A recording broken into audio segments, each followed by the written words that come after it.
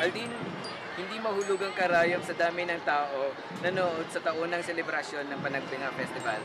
Sa aking likuran, Alvin, ay nagsisimula na ang street dancing competition dito sa Athletic Hall sa Baguio City.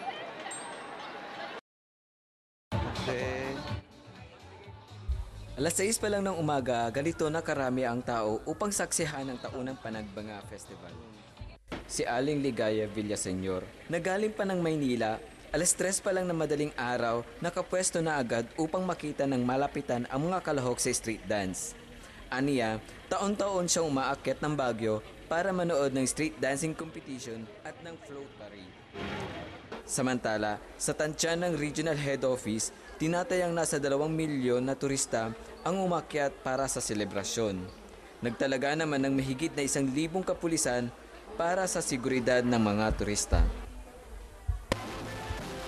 Alas 8:30 ng umaga nag-umpisa ang parada na pinangunahan naman ni Mayor Dumogan at ng mga konsehal.